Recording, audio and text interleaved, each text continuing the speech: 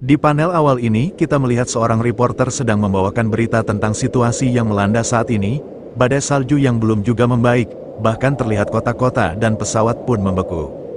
Kita berpindah tempat, kali ini kita diperlihatkan MC kita yang bernama Han Feng. Di sana Han Feng mendapatkan tamu seorang wanita yang sangat ia cintai. Wanita itu bernama Hyona.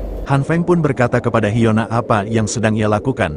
Situasi di luar sangatlah berbahaya. Saat Han Feng menyuruh Hyona masuk, tiba-tiba Hyona langsung mencium Han Feng. Han Feng pun terkejut dengan apa yang Hyona lakukan. Hyona berkata bahwa ia baru sadar ternyata Han Feng lah seseorang yang ia cintai. Di saat krisis seperti ini Han Feng lah yang benar-benar peduli kepadanya. Hyona pun meyakinkan Han Feng untuk merasakan detak jantungnya. Itu semua agar Han Feng percaya kepada Hyona. Kemudian Han Feng berkata bahwa kata-kata yang dibilang Hyona sangatlah berarti baginya. Hyona pun menyuruh Han Feng untuk tutup mata sejenak. Tiba-tiba saat Han Feng menutup matanya, seorang pria menyerang Han Feng sangat keras. Han Feng pun terkapar penuh darah dan melihat Hyona dengan seorang pria di sana. Pria itu berkata kepada Hyona bahwa akting yang dilakukan Hyona patut untuk diapresiasi. Dan mereka berdua sudah merencanakan itu semua untuk mengambil semua persediaan Han Feng. Han Feng merasa dirinya sudah kaku di sekujur tubuhnya. Han Feng menyadari bahwa dirinya akan segera meninggal dikarenakan kehabisan darah. Di saat-saat terakhirnya Han Feng melihat mereka berdua sedang bermesraan. Dia berkata dalam hatinya, ini semua salah wanita itu. Jika saja ia bisa hidup kembali dia tidak akan hidup menjadi budak cinta. Saat Han Feng menutup matanya tiba-tiba cahaya menyinari pandangannya.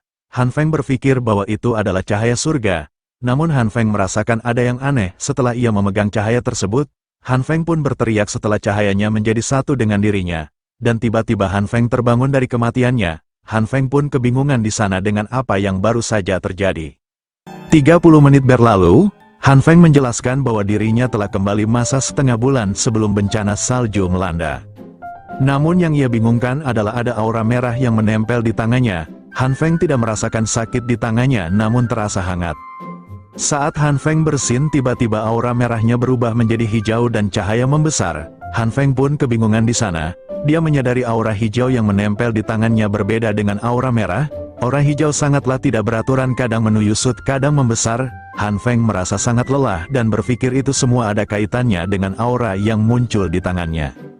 Lalu tiba-tiba Han Feng menyadari bahwa yang ia lalui saat ini sama seperti komik yang dia baca sebelumnya, seseorang karakter utama yang terlahir dan mempunyai kekuatan super. Saat Han Feng mencoba dengan senjata yang ia punya, itu semua tidak bereaksi apa-apa malah membuatnya lapar.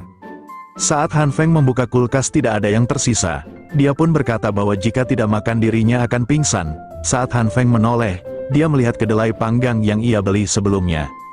Saat Han Feng memakan kedelai tersebut tiba-tiba kedelai yang ia makan tumbuh seketika. Han Feng juga sudah tidak merasakan lelah lagi. Cahaya hijau sebelumnya pun menghilang. Dia berpikir bahwa itu ada hubungannya dengan cahaya hijau. Saat dia membuka kedelai yang baru saja tumbuh, Han Feng menyadari bahwa itu adalah kekuatannya. Saat itu Han Feng pun berencana ingin mempelajarinya. Namun masalahnya dia harus membeli persediaan sebelum bencana salju itu terjadi. Saat Han Feng berjalan hendak berbelanja, Han Feng berpikir tentang apa sebenarnya kekuatannya, cahaya merah dan hijau. Saat Han Feng memikirkan hal itu, tiba-tiba seorang wanita mengampirinya dan berkata, apakah kau ingin pergi berbelanja? Ternyata wanita itu adalah wanita yang disukai oleh Han Feng sendiri, yaitu Hyona, wanita yang menipunya di kehidupan sebelumnya. Han Feng melihat Hyona dengan penuh emosi. Itu semua karena apa yang Hyona lakukan di kehidupan sebelumnya. Han Feng pun menahan emosinya dan berpikir ini belum saatnya untuk balas dendam. Hyona menyapanya kembali karena Han Feng terlihat melamun. Han Feng berkata itu semua karena kecantikan Hyona. Hyona pun saat itu merencanakan untuk berbelanja bersama dengan Han Feng. Namun Han Feng menolaknya secara mentah-mentah. Itu semua karena dia tidak ingin sesuatu yang buruk terjadi kembali. Saat dirinya tiba di supermarket terbesar di daerah itu, Han Feng berkata bahwa di kehidupan sebelumnya semua barang-barang yang ada di toko tersebut habis terkuras entah oleh siapa. Han Feng berpikir sebelum itu semua habis dirinya harus menimbun semua persediaan, makanan, pakaian musim dingin, obat-obatan dan semua yang dia perlukan. Namun masalah besarnya dia kehabisan uang untuk membeli itu semua. Saat itu tiba-tiba pesan masuk ke teleponnya. Pesan itu berisi tentang pinjaman online yang sebelumnya telah disetujui. Han Feng pun melihat itu terbesit sebuah cara untuk melakukan pinjaman ke semua aplikasi yang ada, karena dia pikir saat bencana itu terjadi nilai uang tidak akan berarti dan tidak akan ada yang menagihnya dikarenakan bencana salju terjadi. Di sisi lain kita melihat Hyuna sedang kesal karena dia sudah ditolak oleh Han Feng, padahal sebelumnya Han Feng sangatlah mudah untuk dimanfaatkan. Pada saat itu mobil dari belakang menghampiri Hyuna, yang ternyata itu adalah Han Feng. Han Feng menyapa Hyuna dan memberitahu bahwa dirinya telah membeli mobil baru. Karena bisnis ayahnya sukses di Amerika, mendengar itu Hyuna langsung berakting seperti biasa untuk menarik perhatian Han Feng. Namun Han Feng dengan mudahnya meninggalkan Hyuna di sana. Han Feng berkata bahwa dirinya saat ini sedang sangat sibuk. Hyuna melihat itu pun bertanya kepada Han Feng tentang barang-barang yang telah dia beli. Han Feng menjawab bahwa itu hanyalah barang-barang yang dia sukai. Dan Han Feng berkata bahwa sudah menyiapkan sesuatu untuk Hyuna. Mendengar itu Hyuna berpikir bahwa Han Feng telah terpancing olehnya. Namun sebenarnya Han Feng telah menyiapkan semuanya untuk nanti balas dendam. Dia pun sudah tidak sabar untuk datangnya hari itu. Tanggal 15 Juli hari di mana semuanya dimulai, hujan salju lebat yang membuat suhu anjlok sampai -20 derajat Celcius. Selama 1 bulan ke depan suhu akan terus turun secara bertahap. Itu sebabnya Han Feng akan menimbun banyak keperluan untuk persiapan datangnya bencana. Barang-barang yang datang pun dibungkus segel untuk mencegah kecurigaan tetangganya. Han Feng berkata bahwa saat bencana terjadi jaringan listrik akan menjadi sangat tidak stabil. Itulah mengapa Han Feng membeli banyak generator dan bahan bakar untuk persediaannya selama setahun ke depan. Han Feng juga memodifikasi rumahnya agar hangat dan sangat kuat agar tidak ada seseorang yang menyerang rumahnya nanti saat bencana. Saat Han Feng telah menyelesaikan persiapannya, tinggal 1 hari sebelum itu terjadi, Han Feng bersiap-siap untuk mempelajari kekuatannya. Han Feng berkata bahwa hanya dengan mengandalkan persediaannya saja tidaklah cukup, itulah mengapa dia harus cepat-cepat mempelajari kekuatannya. Di hadapannya sekarang ada sepiring kedelai yang sudah ia tumbuhkan dengan kekuatannya. Han Feng mencoba makanan tersebut untuk menguji apakah itu layak dimakan atau tidak, dan sesuai dugaan Han Feng itu sangatlah aman untuk dikonsumsi. Setelah itu Han Feng berencana mempelajari kekuatannya, karena sebenarnya dia masih bingung menggunakan 2 cahaya tersebut. Han Feng pun berencana menggunakan seluruh makanan yang ada di kulkas untuk diuji coba. Namun tiba-tiba Han Feng sudah tidak sadarkan diri. Saat terbangun ia berpikir bahwa kekuatannya sangat berdampak bagi tubuh dan pikirannya. Han Feng bercerita sebelum dia pingsan, dia sudah melakukan uji coba pada beberapa makanan. Sebagian tidak bereaksi dan sebagiannya lagi berhasil dan ada juga yang meledak. Makanan yang meledak itu menjadi batu bara yang hangat dan bisa menjadi bahan bakarnya juga. Setelah itu Han Feng pun mulai fokus dan mengontrol pernapasannya. Saat Han Feng melakukan itu perubahan pun terjadi dan berhasil. Namun itu semua membuat tubuhnya menjadi sangat lemas. Han Feng berkata bahwa dirinya belum bisa mengontrol penuh kekuatannya. Pada saat itu dia pun mulai kembali memfokus pikirannya. Membayangkan dirinya yang sedang menyatu dengan alam. Dan saat itu membuka matanya dia berhasil mengaktifkan cahaya hijau pada tangannya. Kemudian Han Feng mencobanya pada jenis daging. Namun itu tidak berefek apapun, sepertinya cahaya hijau hanya untuk tanaman saja. Saat ia memfokuskan diri tiba-tiba cahaya merah muncul pada pikirannya. Saat Han Feng fokuskan kepada daging cahaya merah pun menyelimuti daging tersebut dan daging tersebut berubah menjadi seperti matang. Dirinya berpikir bahwa cahaya merah sepertinya hanya berguna untuk memanaskan saja. Namun Han Feng mempunyai ide untuk menyatukan cahaya hijau merah dan melihat reaksi apa yang akan terjadi. Saat kacang dan daging disatukan tiba-tiba ukuran daging menjadi lebih besar. Melihat itu ia pun langsung mencoba ke beberapa makanan. Namun itu semua gagal. Han Feng pun berencana untuk menghentikan eksperimennya dan berpikir jika dirinya bisa mempelajari kekuatannya, dia akan menjadi seperti superhero di dunia kiamat nanti. Tiba-tiba ia teringat akan sesuatu yang belum dia punya untuk pertahanannya, yaitu senjata dan menyadari salju telah turun. Setelah Han Feng keluar rumah dia berpikir bahwa perdagangan senjata itu ilegal dan dirinya akan sulit mendapatkannya. Saat dia memikirkan itu tidak sadar di depannya datanglah seorang yang sangat dia kenal. Dengan pakaian yang sangat mencolok, dia bernama Li Ji. Atau biasa orang sekitar sebut Brother Li, dia adalah orang yang bertanggung jawab atas pekerjaannya. Itulah mengapa dia mengenal semua orang di sekitar. Melihat Brother Li di depannya Han Feng berencana untuk meminta bantuan mencarikannya orang-orang yang menjual senjata. Namun mendengar itu Brother Li menolaknya. Karena walaupun pakaian dia terlihat seperti itu namun hatinya sangatlah baik. Dia tidak ingin orang-orang yang ada di sekitarnya terlibat dalam masalah yang serius. Tanpa berpikir panjang, Han Feng pun langsung mempunyai cara untuk membohongi Brother Lee dengan bercerita seolah-olah dirinya telah mendapatkan salam olahraga oleh para pelaku kriminal.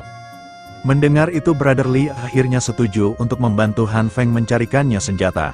Sesampainya di lokasi, Brother Lee langsung dihampiri oleh teman-temannya di sana dengan sapaan biasa.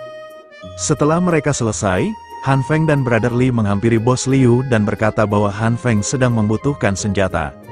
Setelah pistol sudah di depan mata Han Feng ternyata membutuhkan senjata laras panjang atau biasa disebut sniper. Bos Liu pun kaget dan berkata bahwa di tempatnya bukanlah toko senjata. Namun setelah Brother Lee menjelaskan bahwa Han Feng telah dikeroyok oleh beberapa orang dewasa, Bos Liu marah mendengar itu dan setuju memberikan senjata sniper kepada Han Feng dan memberikannya hadiah sebuah pistol. Lalu Han Feng pun berterima kasih kepada Bos Liu dan bertukar informasi dengan mengatakan sebentar lagi akan ada bencana salju yang cukup lama dan persediaan bahan-bahan makanan akan dibatasi oleh pemerintah setempat, dan sebelum itu terjadi akan lebih baik jika segera melakukan persiapan. Mendengar itu, Bos Liu pun langsung mengerti akan maksud kehadiran dari Han Feng. Setelah mereka keluar dari sana, Han Feng dan Brother Lee pun bergegas pulang. Namun dikarenakan Han Feng sedang melamun memikirkan persiapan ke depannya, tiba-tiba dia terjatuh dan terkilir. Saat itu juga Brother Lee langsung menolongnya menuju rumah sakit terdekat.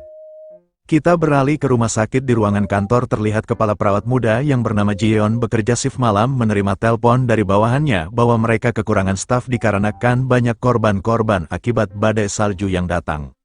Setelah Han Feng selesai berobat, nampaknya kakinya patah dan harus menunggu selama 1 jam sampai obat-obatnya tersedia. Dikarenakan sudah selesai, Brother Lee berencana untuk pulang. Di dalam rumah sakit ternyata ada banyak korban yang terluka akibat bencana salju yang melanda. Han Feng tidak tahu kapan harus menunggu karena banyaknya pasien. Saat Han Feng sedang melihat-lihat sekitar, matanya tertuju kepada kepala perawat cantik yang masih muda. Tiba-tiba bapak-bapak di samping Han Feng memanggil kepala perawat tersebut dan memberitahukan keluhannya. Namun itu semua hanyalah trik semata, karena tujuan sebenarnya adalah untuk hasrat cabulnya. Dikarenakan sudah terlalu kurang ajar, Han Feng melemparkan tongkatnya kepada bapak-bapak tersebut hingga terjatuh. Han Feng pun segera memberitahu kepala perawat tersebut apa yang sedang bapak-bapak itu lakukan kepadanya dan berencana akan menyebarkan muka si bapak ke internet dengan kasus cabul. Bapak itu pun akhirnya keluar dan meninggalkan rumah sakit. Melihat itu, kepala perawat pun berterima kasih dan merawat luka Han Feng. Setelah mereka selesai, Han Feng pun segera pulang. Hari berikutnya badai salju yang sedang terjadi bertambah parah, bahkan di seluruh dunia pun mengalami hal yang sama. Para ahli mengatakan bahwa cuaca dingin ini tidak akan bertahan lama. Han Feng yang sudah tahu pun hanya bisa menghela nafas karena badai salju tidak akan berhenti. Untungnya dia sudah menimbun banyak bahan-bahan yang diperlukan.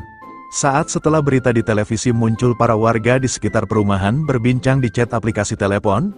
Mereka mengatakan salju sudah mulai parah dan mereka semua mengeluh kedinginan. Awalnya Han Feng hanya menyimak, namun saat ada seorang misterius mengatakan di dalam chat tersebut bahwa dunia baru akan datang dan kiamat zaman es akan segera dimulai, Han Feng pun bertanya-tanya siapa orang misterius itu yang mengetahui tentang bencana salju akan muncul. Dengan rasa penasarannya, Han Feng ingin mengetahui siapa yang ada di balik akun misterius tersebut. Kolom chat masih berlanjut, kali ini mereka membahas tentang tumpukan salju yang sudah menghalangi jalan di sekitar.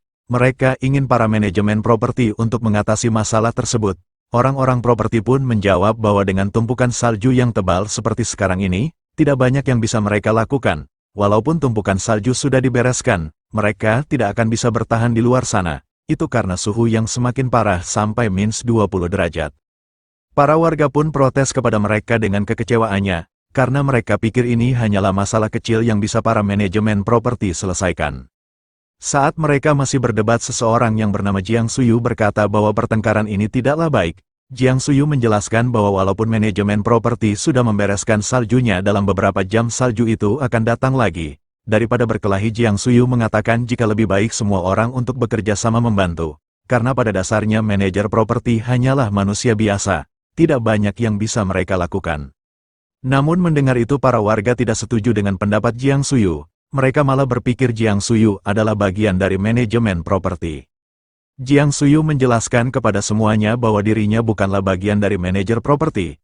Namun ada baiknya jika mereka semua bersatu dan membersihkannya. Secara logika mengendarai mobil bukanlah pilihan yang tepat, walaupun kita sudah membersihkan tempat ini tidak ada jaminan jalan di luar sana aman. Mendengar itu satu persatu para warga pun setuju dengan perkataan Jiang Suyu.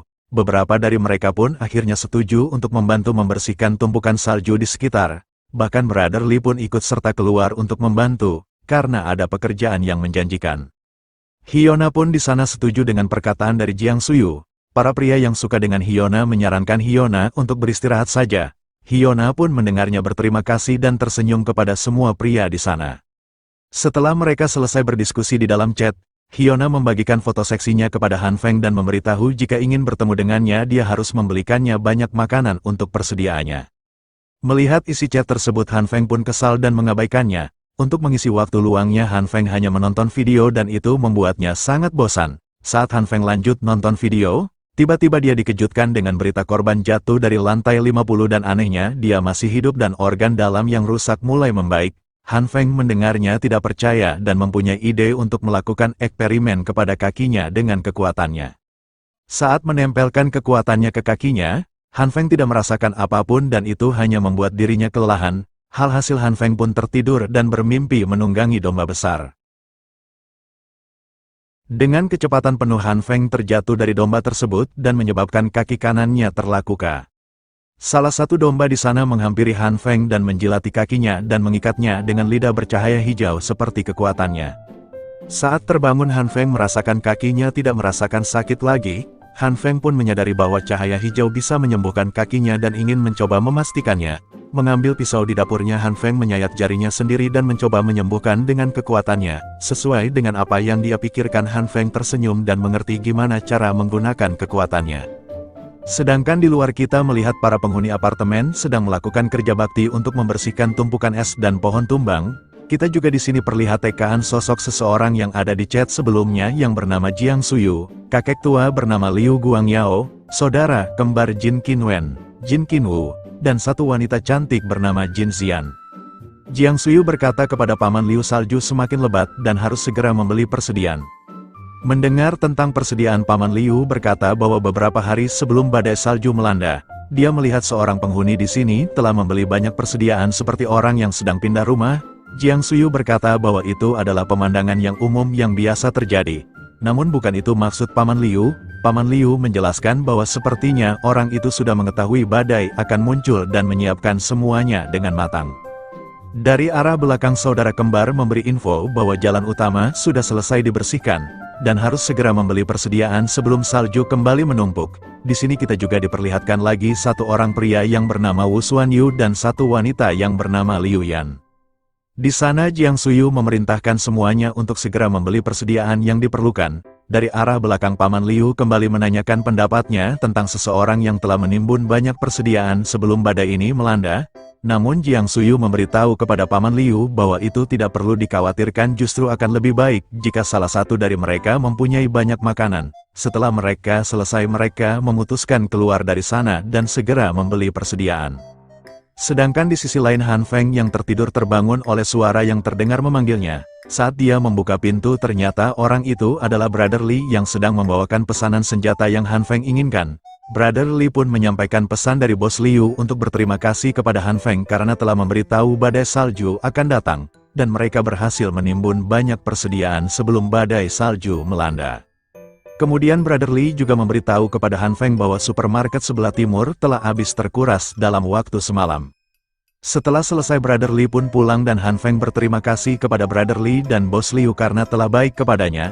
Mendengar info dari Brother Lee tentang kosongnya supermarket, Han Feng langsung teringat komik yang dibacanya tentang kekuatan super yang bisa memindahkan barang-barang ke dimensi lain. Han Feng pun menyadari bahwa sepertinya ada orang lain yang mempunyai kekuatan selain dirinya. Menyadari itu Han Feng langsung memutuskan untuk mempelajari tentang kekuatannya, itu semua untuk mengantisipasi adanya orang lain yang mempunyai kekuatan super. Han Feng berkata bahwa sekarang dia sudah mengetahui sedikit dari kegunaan kekuatannya, namun masalahnya kemungkinan berhasilnya untuk sekarang sangatlah kecil. Terlihat di sini Han Feng sedang berjuang untuk meningkatkan kekuatannya, berjam-jam dilakukan walaupun tingkat kegagalan tinggi. Dengan beberapa percobaan akhirnya Han Feng mengetahui pola kegunaan kekuatannya. Menurut Han Feng caranya kurang lebih sama dengan game yang pernah dia mainkan. Saat Han Feng mencobanya kembali dengan pola yang sudah ia ketahui, akhirnya berhasil dan mendapatkan hasil yang maksimal. Selanjutnya adalah dengan menggunakan daging. Han Feng berkata bahwa daging berbeda dari sayur-sayuran. Daging jika gagal berubah menjadi cairan hitam yang menjijikan. Dia berharap caranya tidak jauh berbeda dengan sayuran. Saat Han Feng mencobanya dia gagal berulang-ulang kali dan sangat kesal. Hingga larut malam Han Feng masih mencobanya berjuang berulang kali. Hasil dengan memfokuskan dirinya, akhirnya dia berhasil menggunakan kekuatannya. Saat selesai Han Feng pun lelah dan beristirahat. Setelah terbangun terdengar suara berita dari saluran televisinya. Di sana pembawa berita menjelaskan bahwa ini adalah hari ketiga badai salju berlangsung. Seluruh dunia pun merasakan badai salju yang parah sejauh ini. Dikarenakan jalan di luar sangatlah kacau.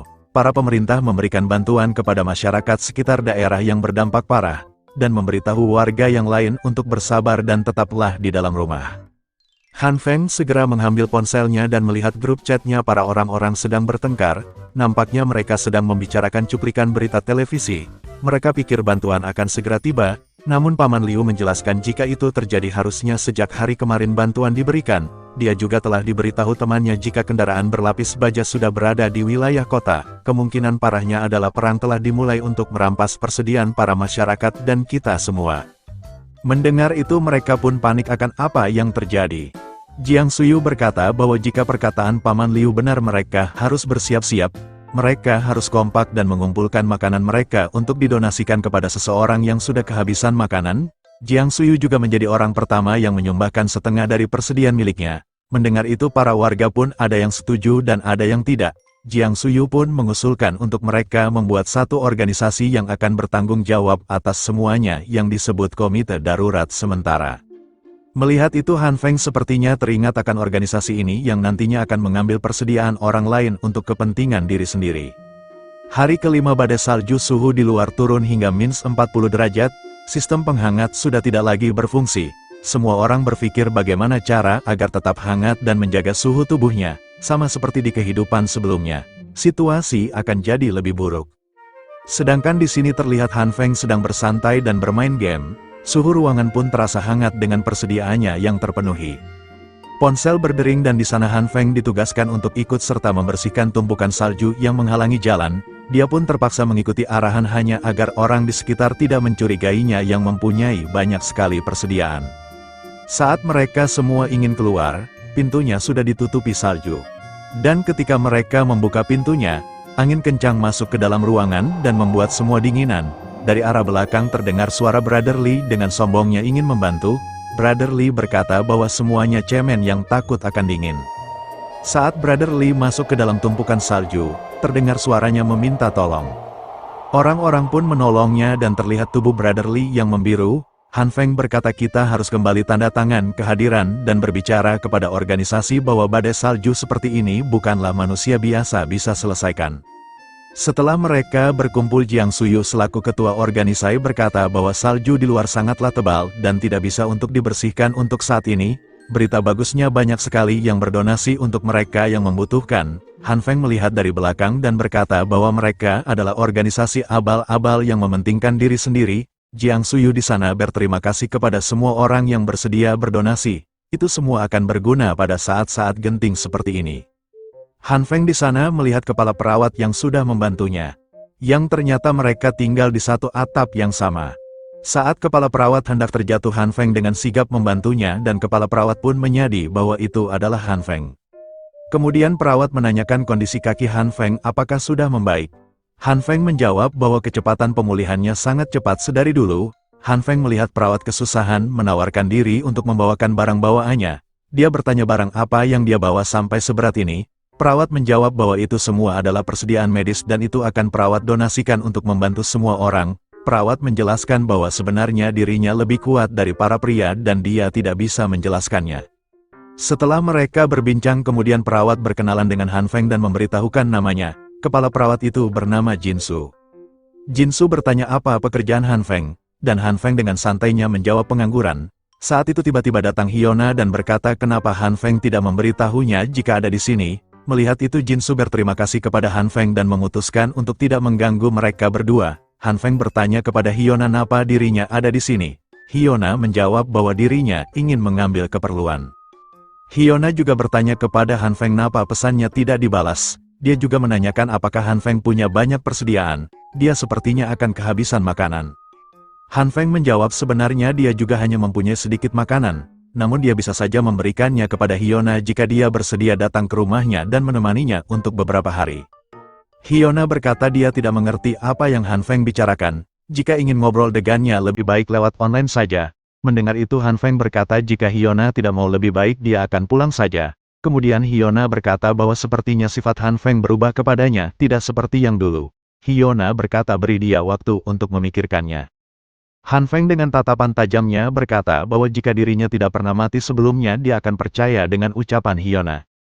Han Feng juga menjelaskan dia ingin tahu siapa pria yang membantu Hyuna saat itu, dan menunggu sampai waktunya tiba. Kemudian Han Feng berkata kepada Hyuna bahwa yang dia katakan hanyalah bercanda dan akan mengirimkan makanan besok. Mendengar itu Hyuna pun tersenyum dan berpikir dirinya masih bisa memanfaatkan Han Feng. 2 hari kemudian pesan masuk terlihat dan pesan itu dari Hyuna. Pesan itu tertulis bahwa Hyuna sedang menunggu janji yang Han Feng berikan kepadanya sebelumnya, tentang makanan yang dia akan berikan. Han Feng di sana terlihat mengabaikan pesan tersebut dan sedang menikmati makanannya. Sejumlah eksperimen yang Han Feng lakukan itu membuat dia paham 2 hal. Yang pertama daging tidak bisa diperluas tanpa batas. Kedua daging sama seperti kedelai bisa diproduksi tanpa batas.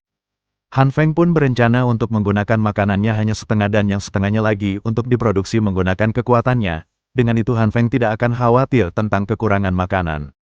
Saat menonton info berita di televisi, seorang reporter menjelaskan bahwa di suatu daerah suhu rata-rata di sana menurun -42 derajat. Terlihat juga beberapa mobil dan pulau membeku. Han Feng berkata bahwa keadaannya sebenarnya lebih parah dari yang ditampilkan di televisi. Saat sedang menonton tiba-tiba ledakan keras terdengar, Han Feng berkata bahwa itu sudah ke-7 kalinya dalam beberapa hari ini. Apa yang sebenarnya terjadi di sana dan ada banyak helikopter yang mendarat. Situasi itu yang membuat para pemilik panik. Para pemilik saat ini sedang bertukar persediaan dengan makanan, dan ada juga yang memanfaatkan momen tersebut. Para organisasi komite yang baru pun datang untuk membagikan makanan secara gratis. Han Feng berkata jika tidak untuk mendapatkan informasi dirinya tidak akan datang. Dia juga mengingat saat di kehidupan sebelumnya ada beberapa pemberontak dan itu berkaitan dengan orang-orang ini. Akhirnya semua orang berkumpul di tempat ini untuk menerima persediaan makanan secara gratis. Salah satu warga di sana protes tentang pembagian makanan yang sedikit.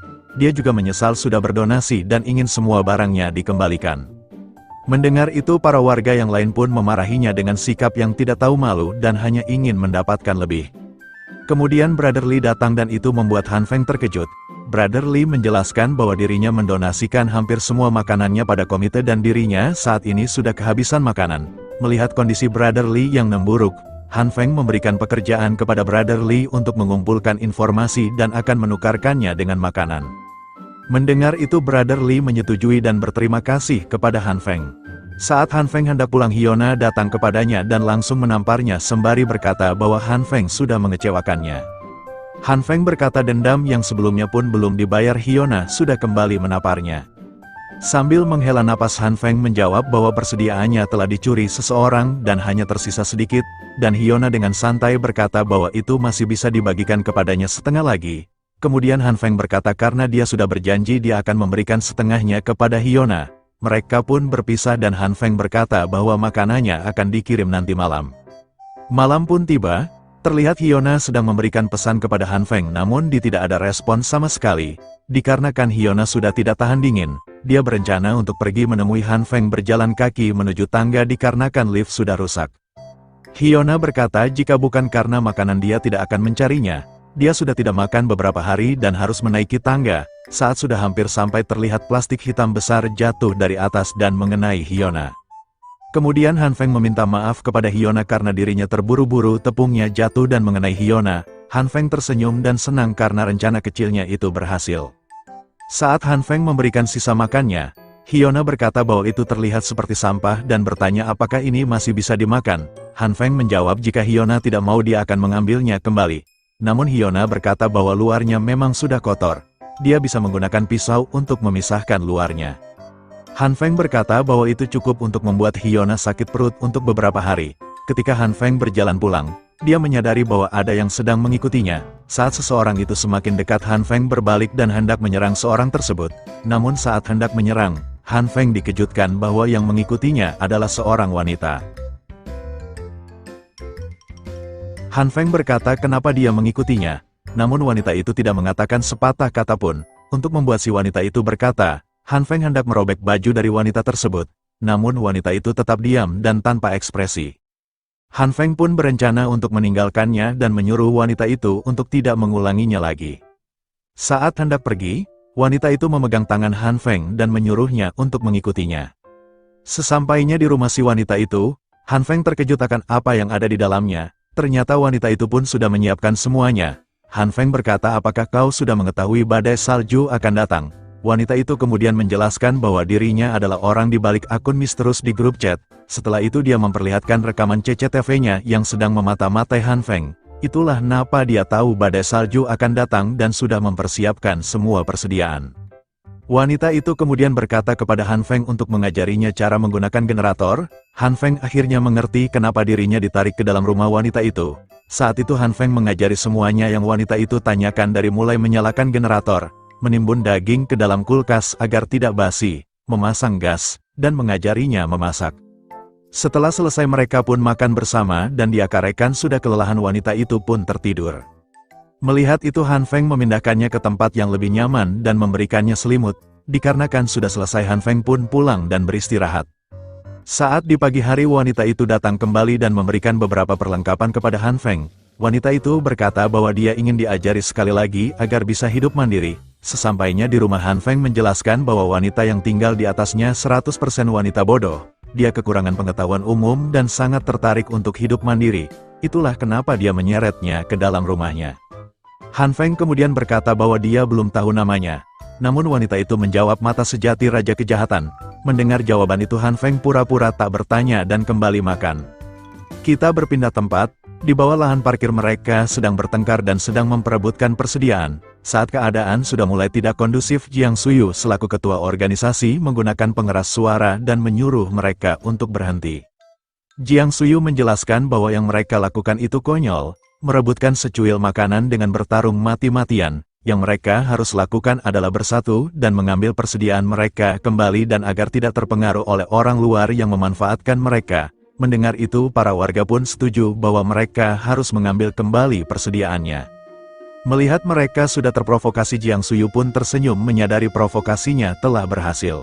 Brother Lee yang di sana menyadari bahwa akan ada kejadian besar yang terjadi.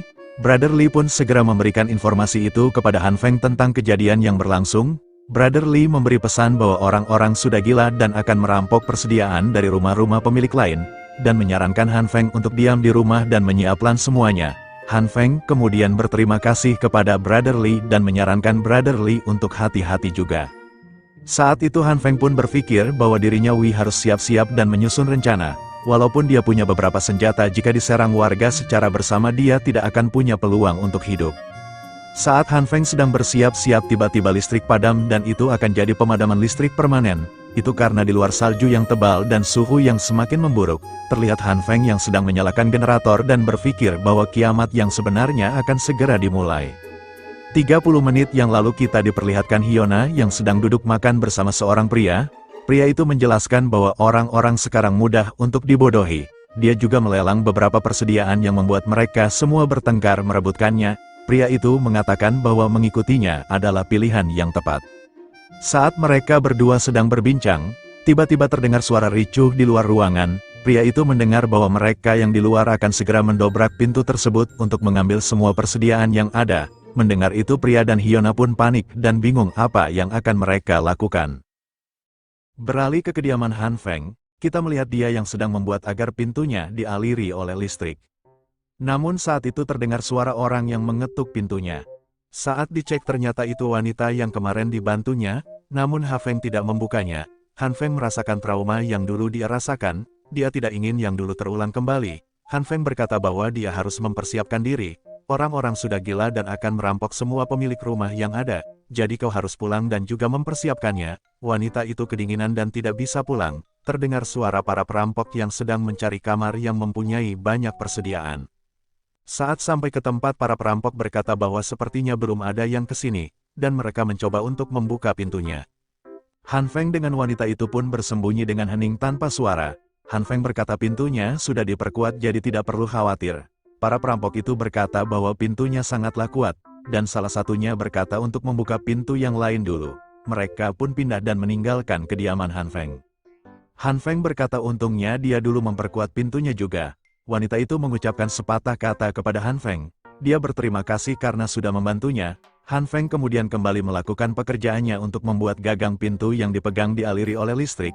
Itu semua agar seseorang yang berani merampoknya tersetrum sampai meninggal. Masalahnya semua yang dilakukan tidak berhasil. Kemudian wanita itu berkata bahwa itu adalah hal yang mudah. Kemudian wanita itu mengajari Han Feng caranya dan singkat cerita itu telah berfungsi. Han Feng berkata, "Kenapa kau tahu caranya?" Wanita itu menjawab, "Mata sejati Raja Kejahatan memiliki kemampuan untuk melihat segala kebenaran di dunia ini." Han Feng kemudian berkata kepada wanita itu dan apa yang dia butuhkan. Wanita itu menjawab bahwa dirinya akan tinggal di sini. Han Feng mendengarnya kaget dan menghampiri wanita itu. Namun saat menghampirinya, Han Feng tersangkut kabel listrik dan terjatuh. Han Feng berkata walaupun dirinya terjatuh itu tidak terasa sakit. Saat dia membuka matanya, dia menyadari bahwa mejanya menjadi lembek saat dia terjatuh. Saat dia melihat tangannya, cahaya ungu menyelimuti tangannya dan yang dia sentuh menjadi sangat lembek. Han Feng pun berkata bahwa kekuatan cahaya ungu membuat benda yang disentuhnya menjadi lembut. Han Feng melihat wanita itu dan tersadar ada yang mengetahui tentang kekuatannya. Wanita itu berkata bahwa Han Feng sama sepertinya yang disebut utusan Raja Iblis. Han Feng berkata bahwa yang dibicarakan wanita itu sangatlah aneh, jadi dia mengiyakannya saja. Wanita itu berkata dengan sesama utusan Raja Iblis dia harus berbagi apartemen dan tinggal bersama. Han Feng pun mengabaikannya dan memfokuskan mencari tahu kenapa cahaya ungu bisa muncul saat dia terjatuh. Han Feng kembali mengingat perasaannya pada saat terjatuh dan cahaya ungu benar-benar muncul kembali. Kemudian Han Feng mencoba menggunakan kekuatannya dan menyentuh benda-benda di sekitar. Bahkan baja pun lembek saat dipegang. Han Feng berkata bahwa kekuatannya itu tidaklah berguna. Namun tiba-tiba dia mempunyai ide untuk menggabungkan dengan cahaya yang lain. Saat cahaya hijau dan ungu disatukan itu membuat pisau yang tadinya lembek menjadi keras seperti semula, pada objek yang lain pun sama-sama mengeras saat dipegang. Kita beralih kepada dua orang anggota dari organisasi komite. Salah satu dari mereka bertanya apakah kita harus memberikan barang yang sudah mereka curi kepada ketua komite. Dan satu orangnya LG berkata bahwa tidak perlu memberikannya kepada ketua, tapi tidak boleh ada yang tahu. Kemudian salah satu dari mereka menyadari bahwa tembok yang berada di sana bergerak dan menggeliat. Tiba-tiba saat mereka sedang memperhatikan, tembok tersebut berubah menjadi menyeramkan yang mereka sebut hantu. Mereka berdua keluar dan lari ketakutan menyusuri tangga. Ternyata di balik itu semua adalah Han Feng dengan kekuatan barunya yang bisa melunakkan objek yang disentuhnya. Dua orang yang ketakutan akhirnya sampai pada markas komite. Dia berkata bahwa para pemilik rumah sudah kehabisan persediaan. Namun anggota yang lain menyadari bahwa orang tersebut telah berbohong. Si kembar itu teriak dan berkata, "Di mana kau simpan persediaan yang sudah kau curi?" Namun pria itu tetap tidak mengakui kebohongannya dan berpura-pura tidak mengerti dengan apa yang dibicarakan. Si kembar berkata bahwa dia tahu bahwa pria itu sebelumnya membawa 3 tas, dan hanya memberikan 1 kepada komite. Saat pria itu akan dihajar, Jiang Suyu menahan serangan dari si kembar. Jiang Suyu berkata lebih baik selesaikan dengan baik-baik. Si kembar pun akhirnya melepaskan cengkramannya terhadap pria tersebut dan menyerahkan kepada ketua Jiang. Setelah berhadapan dengan ketua Jiang, pria tersebut menyerahkan 2 tas yang sudah ia curinya dan meminta maaf. Dia menjelaskan di rumahnya ada 5 orang yang harus mendapatkan makanan dan jatah yang diberikan komite tidak cukup. Itulah alasan dia mencurinya. Mendengar itu Jiang Suyu memberikan jatah makanannya kepada pria tersebut dan berkata aturan tetaplah aturan, kita harus menyerahkan persediaan yang berhasil didapatkan dan membaginya. Pria itu pun menangis dan berterima kasih kepada Jiang Suyu. Setelah itu Jiang Suyu berkata yang lain untuk mengambil jatah makanan dan segera pulang. Lalu si kembar berkata bagaimana dia bisa menyerahkan persediaan yang dicurinya dan kenapa ketua bisa memberikannya jatah makanan. Jiang Suyu menjawab bahwa selama tidak tertangkap basah dia tidak akan menghukumnya, dan jika tertangkap basah, para kelompok tidak akan terima dan dicap sebagai pencuri. Sebelum itu terjadi mereka akan menghadapi pembalasan dari orang yang barangnya telah dicuri. Paman Liu berkata di setiap kelompok yang memberontak pasti ada pemimpin yang sangat pintar. Kita berpindah tempat, Han Feng sedang menguji coba kekuatannya.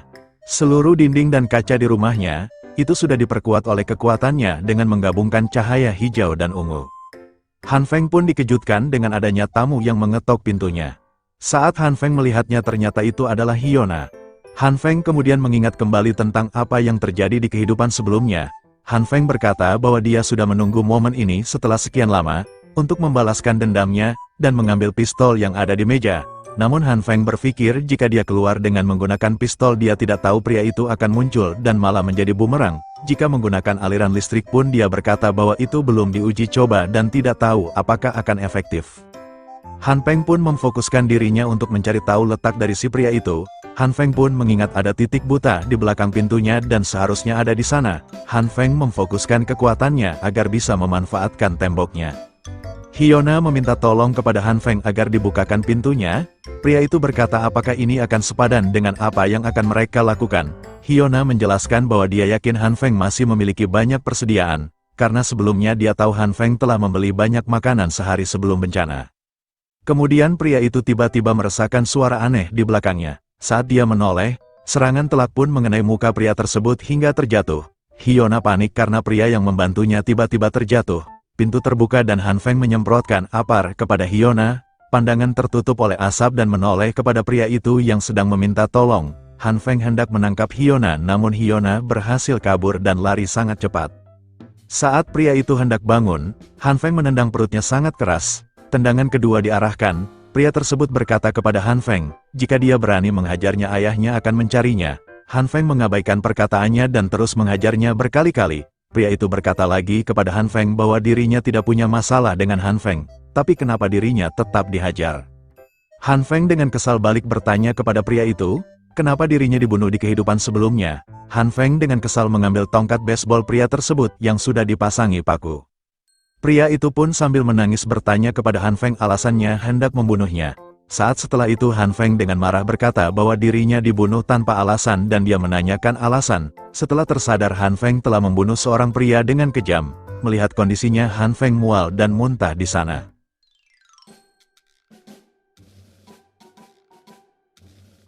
Wanita itu melihatnya dan menawarkan bantuan. Mereka pun kembali ke rumah dan Han Feng berkata bahwa wanita itu tidak terlihat takut walaupun melihat pemandangan yang mengerikan. Han Feng pun berkata bahwa wanita itu menakutkan dan sebaiknya dia tidak tinggal bersamanya. Han Feng kemudian menyuruhnya untuk meninggalkannya, karena mereka pasti akan balas dendam.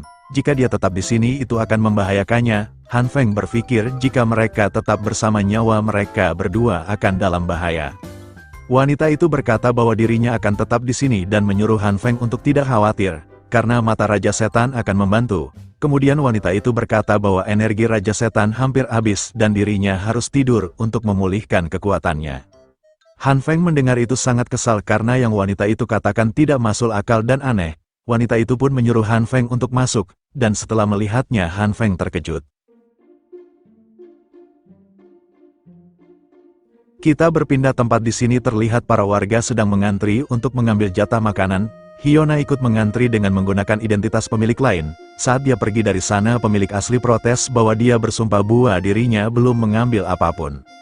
Hyona berjalan sambil memikirkan apa yang sebenarnya terjadi pada teman prianya itu. Kenapa dia tiba-tiba jatuh pingsan dan menyadari bahwa rumah Han Feng sangat hangat dan dia melihatnya saat pintunya terbuka.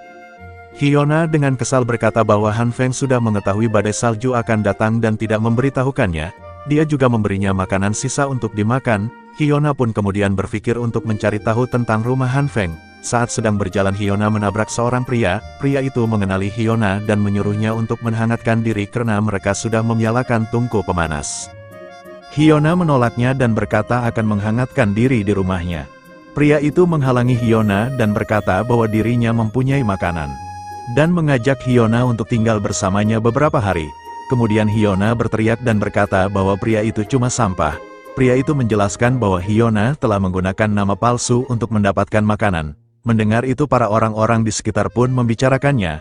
Hyona kemudian mengajar pria itu menggunakan makanan yang TDI dia dapatkan.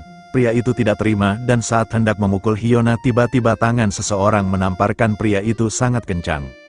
Wanita itu ternyata Nona Jin si kepala perawat dan berkata bahwa menyakiti wanita itu tindakan yang tidak benar. Nona Jin bertanya keadaan Hyona untuk memastikannya baik-baik saja dan memberikannya kartu namanya untuk mendatanganinya jika merasa tidak enak badan.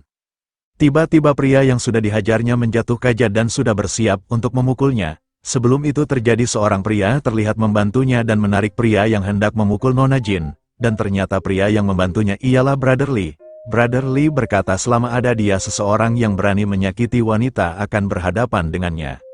Setelah itu Ketua Jiang mendatangi mereka. Pria itu membela dirinya di hadapan Ketua Jiang dengan mengatakan Hyona telah memalsukan namanya demi mendapatkan persediaan makanan. Kemudian mendengar itu Ketua Jiang malah menarik si pria itu dan berkata bahwa tujuannya membentuk organisasi ini untuk membantu yang lemah dan membagi kepada yang membutuhkan. Pria itu meminta maaf kepada Ketua Jiang dan Ketua Jiang memberi peringatan kepadanya untuk tidak melakukan itu lagi.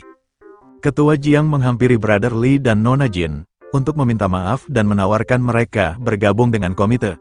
Mendengar itu Brother Lee dan Nona Jin menolak dan pergi dari sana. Nona Jin berkata bahwa dia akan bersedia membantu jika ada yang sedang sakit. Ketua Jiang mendengarnya berterima kasih untuk itu.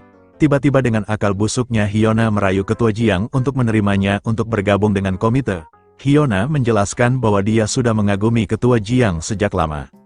Ketua Jiang berkata alasannya merekrut Brother Lee dan Nona Jin adalah karena mereka berguna. Brother Lee bisa bertarung dan Nona Jin bisa menyembuhkan. Ketua Jiang menjelaskan kepada Hyona kalau Hyona tidak bisa diandalkan untuk kelompoknya.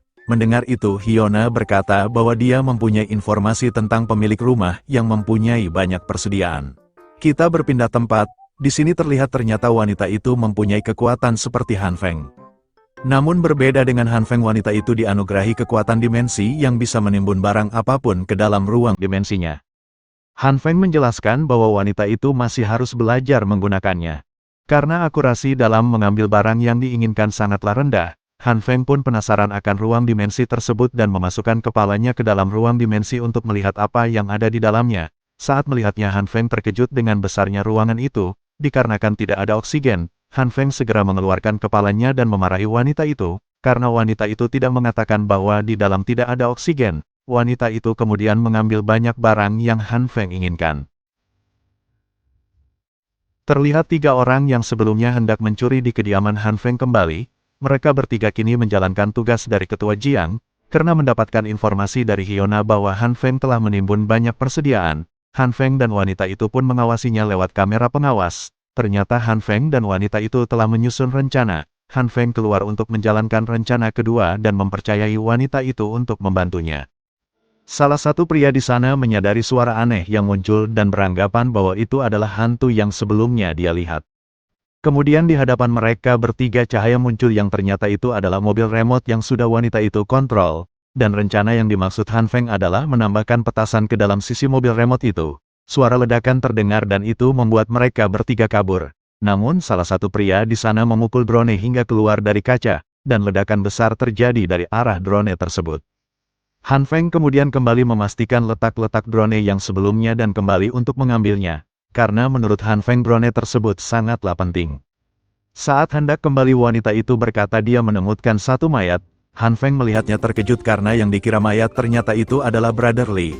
Melihat keadaan Brother Lee yang mengenaskan, Han Feng berencana untuk menjemputnya. Wanita itu pun memberi walkie-talkie kepada Han Feng agar mereka tetap berkomunikasi. Han Feng kemudian membawa pistol dan berharap agar tidak ada yang membuat dia menggunakan pistol tersebut. Setelah itu Han Feng menyusuri tangga untuk menjemput Brother Lee. Beralih ke pasukan komite, kita melihat 3 orang sebelumnya telah kembali ke komite dan diberikan beberapa persediaan oleh Ketua Jiang. Hyona bertanya kepada Ketua Jiang, apakah dirinya bisa bergabung bersama komite ini? Ketua Jiang menolaknya karena dia belum bisa mengonfirmasi kebenaran yang dikatakan Hyona. Ketua Jiang pun bersiap-siap menuju kediaman Han Feng dan Hyona sebagai pemandunya. Ketua Jiang pun berkata kepada semuanya untuk bisa melindungi satu sama lain. Saat mereka menyusuri tangga, mereka bertemu Brother Lee yang sedang pingsan. Si kembar pun memberikan air panas kepada Brother Lee guna menyadarkannya. Brother Lee terbangun dan melihat sinis semua orang. Si kembar berkata bahwa Ketua Jiang sudah menyelamatkannya, dan seharusnya berterima kasih. Kemudian Brother Lee berkata bahwa dia tidak akan berterima kasih. Ketua Jiang adalah seorang pencuri, janganlah berpura-pura menjadi pahlawan. Ketua Jiang merespon perkataan Brother Lee dengan mengajaknya untuk bekerja sama dan bergabung kepada komitnya. Brother Lee Lun dengan tegas menolaknya dan berkata tidak akan pernah bergabung. Di sana si kembar berkata bahwa Brother Lee harus bergabung dengan mereka. Brother Lee mendengarnya tetap teguh untuk menolaknya dan pergi dari sana. Saat hendak pergi, Ketua Jiang memegang Li dan berkata, pemahaman mereka sebenarnya sama, untuk melindungi orang-orang yang lemah, itulah kenapa kita harus bekerja sama. Brother Li menjelaskan lagi bahwa dia tahu akal busuk Ketua Jiang. Mereka mengambil persediaan dan hanya mendapat satu makanan selama 3 hari. Dari atas kita melihat Han Feng sedang mengamati percakapan mereka, dan berkata bahwa yang dilakukan Jiang Suyu sudah keterlaluan. Kemudian si kembar menarik Brother Li dan berkata, jika tidak ingin bergabung cepat dan pergilah. Mendapatkan perlakuan tersebut, Brother Li menghajar si kembar dengan kepalanya, dan membuat si kembar terjatuh. Melihat itu semua orang sudah bersiap-siap untuk membalas Brother Li. Brother Li melihatnya berkata bahwa dia tidak takut dengan mereka semua. Han Feng berkata bahwa kalau seperti itu nyawa Brother Li sedang dalam bahaya. Namun jika dia ke sana, dia tidak akan bisa melakukan apapun. Han Feng terdiam dan mengingat bahwa Brother Li sudah baik kepadanya, dan tidak bisa membiarkan Brother Li sendirian. Han Feng kemudian mengeluarkan pistolnya dan bersiap-siap membantu.